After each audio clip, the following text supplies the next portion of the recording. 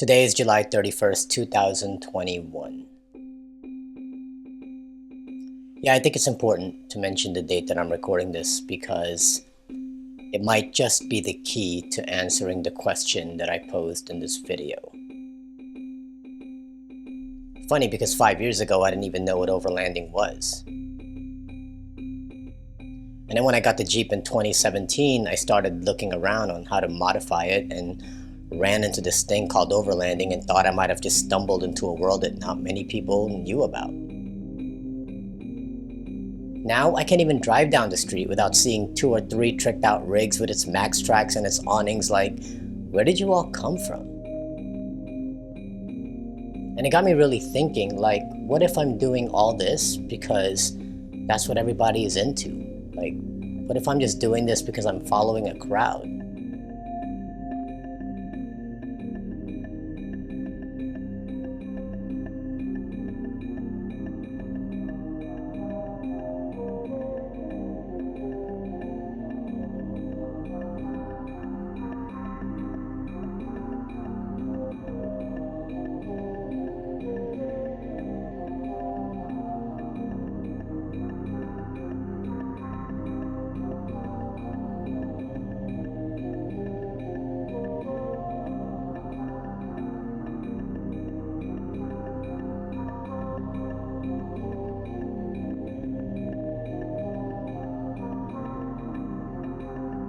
Which leads me to ask, is overlanding just a trend? When I was fixing up this vehicle, I had friends of mine even ask me, like, what if this is not cool anymore? Like, what if this is not the thing anymore? Then what are you gonna do? You're gonna try to sell everything off piece by piece, or try to sell the whole rig by itself and go into a sedan?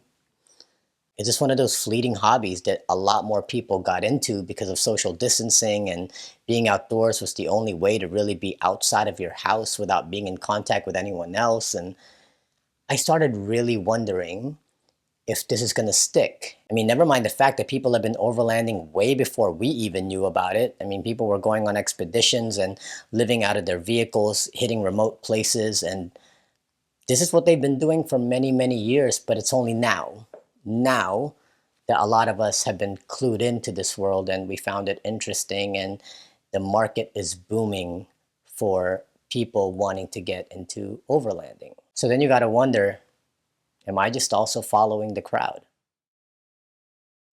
But today's date, July 31st, 2021, I think holds the key to at least my answer. But we'll make our way up back to this date. First, we need to start in the beginning. Late 1990s, I was in my early 20s and I was heavily into import racing. Like, looking back, you could say that that's a trend, despite the fact that a lot of people are still doing it now, but the heyday of that hobby was definitely the late 90s. Everyone was fixing up their Japanese cars and putting spoilers on them, dropping them to the ground. We were all going to car shows and racing on the streets, like reading Import Tuner magazine. We were all into it, and Fast and the Furious had just come out and gave us validity, and it was fun. Me, I had a Nissan 240 SX, and every dime I made at my job went into that car. Dropped it, 18-inch rims, engine swap, full custom bodywork, full custom interior, won a bunch of car shows. I even won Hot Import Nights for Hottest Nissan one year, until I lost interest because I realized I don't know how to make a car go fast, and I really didn't like racing in the streets. It was just dangerous, and I ended up sending the car to my sister for her to drive, and I bought myself an Audi. Now, by this time, it was early 2000s. I was trying to adult. I was trying to be responsible, driving my classy 4-door sedan to my job. I was an art director at a company, and yeah, I got a chance to use my creative skills, but I would sit at that office every day and I just felt like something was missing. But in this stage of your life, when you're like in your early 20s and you're trying to find your groove and your niche in the world, you're just trying to do whatever it is that you're supposed to do. Be responsible, save money, buy a house, find a mate. And I just saw myself at that desk every day, not knowing what else was out there. Now, my baby sister Kate, about 8 years younger than me, she was just having the time of her life.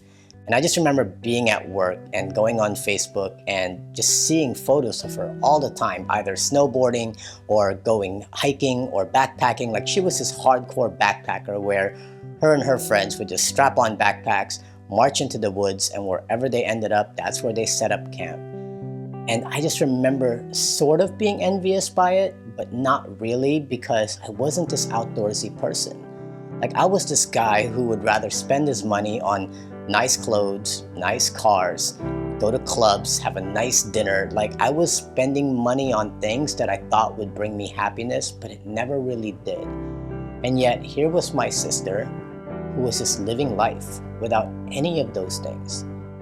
Just being out there and exploring, and yet having way more stories than I could ever tell. Now, fast forward a couple years later, I'm still at the same job. I started dating this woman who would eventually become my wife. And at night, I would frequent these open mic venues to do spoken word poetry. I've always been a writer ever since I was a kid. I was the one who was always writing stories, telling stories, writing poems for girls I liked. It was just something that I loved to do. So when poetry became the new trend at that time, I jumped right on it. And it was just such a rush about being on stage, performing a poem that you wrote in front of complete strangers and having them see you for the first time. I got bit. I loved it. And I continued to work on that craft every night. I was writing new poems. And suddenly my life started having more meaning. And then in 2006, I was diagnosed with cancer. Now, before you go crazy, I mean, it wasn't huge. It was testicular cancer, so it was easily fixable. It was easily cured. However, anytime you hear that you have cancer, it will shake up your entire world. It'll make you question everything you've ever done. It'll make you wonder if you've ever even lived up until this point. And I just remember saying to myself, if I get past this ordeal, I am quitting my job and I'm going to do poetry full time. And then somehow that same year, I was invited to do HBO's Def Poetry Jam. And that launched my career. I started touring heavy, and at one point I had 160 shows in 1 year. And it was at that moment that I said, I can now quit my job, and now I got to see the world, traveling to different places, meeting different people, experiencing different cultures and climates, and just being out way beyond my front yard. And I realized this is what I've been missing. But here's the thing. All of this I was experiencing from the air. Everywhere I went, I flew. I didn't drive anywhere because I had to be in North Dakota one day and then Chicago, Illinois the next. But I'm not complaining. It was awesome. Like, when you fly that much, you start getting a lot of perks. You start getting status. You go from silver to gold to platinum to diamond. And before you know it, you're getting access to the lounge and first class upgrades wherever you went. And I felt classy. Like this guy who's a jet setter who gets to go to these different places and perform poetry. It was, to this day, I still do that. And I still love doing it. Which leads us to today, July 31st, 2021. 9 years ago tonight, my baby sister, the one who loved to backpack, was in the hospital. She had been complaining about headaches and kept going in for them. Couldn't find anything wrong until one day they did a CAT scan and found that she had a benign tumor in her brain since she was 14. So she went to go have it removed, and because of complications during the surgery, started getting blood hemorrhages in her brain. They had to induce her into a coma, and tonight would be the night that we pulled life support. So tonight holds a special place in my heart because it reminds me of being in that hospital, looking at her and saying goodbye. The one thing that I know about her is that every moment of her life was lived. She didn't squander a single moment. It makes you wonder if you know when you're about to go. It makes you wonder if she knew that she wouldn't have that much time on this earth, so she didn't waste it chasing after things that had no value. She went after what she loved in that moment, and when she died, had no regrets that she lived her life to the fullest of her capabilities. She passed away in 2012, and then maybe a few years after that, I was invited by a friend of mine to celebrate his birthday at Ichetuckney Springs in Central Florida. We would go kayaking down the river, and then at the end you could swim in one of the big blue lagoon pools that they have, and I had never done anything like that before. I got on this paddleboard, we started going down the river, and something took hold of me. Didn't care what I was wearing, didn't care how dirty I looked, and it was so life-changing. Swimming in those waters, I remember thinking about my sister and going, is this what you've been doing? Is this what I've been missing my entire life? And something just took over me that after that, I started going camping a lot with my wife. We were married now. And a few years later, it was time for me to get rid of the Audi, and I wanted something pretty cool, something fun.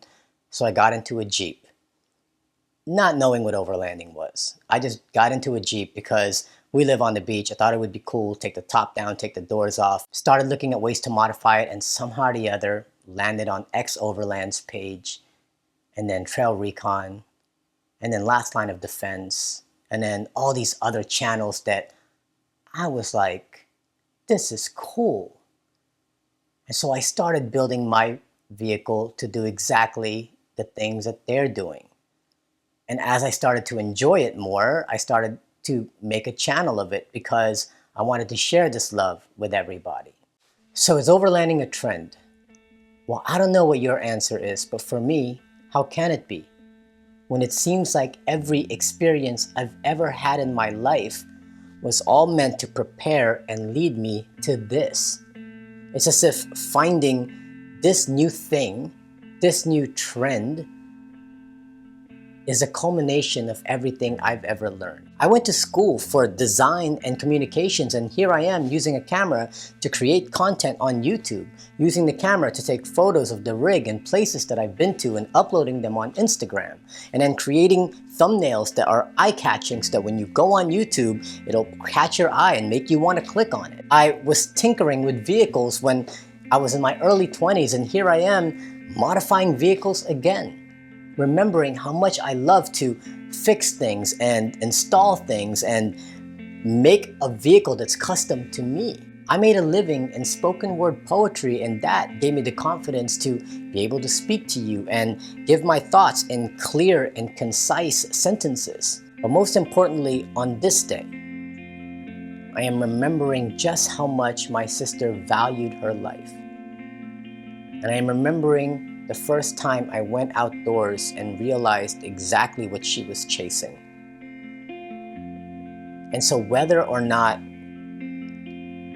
this is a trend, whether or not in a couple of years people are going to start selling off their rigs and taking the max tracks and awnings off their 4Runners and Jeeps, I'm still going to be here because there is something about this.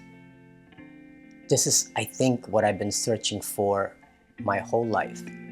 An opportunity to be living to the best of my abilities, to spend time with my family, to enjoy watching my son grow up and having the appreciation for the world that is around him so that he's not cocooned in just this house, so that he has that voyaging spirit. This is everything I've looked for. I just didn't know I was looking for it.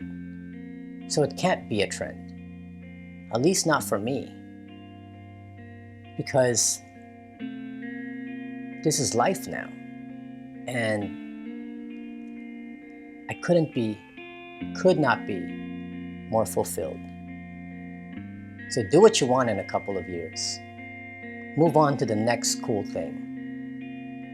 But for those of us who really love it, we'll see each other on the road. Hopefully off-road. Yeah, that's it.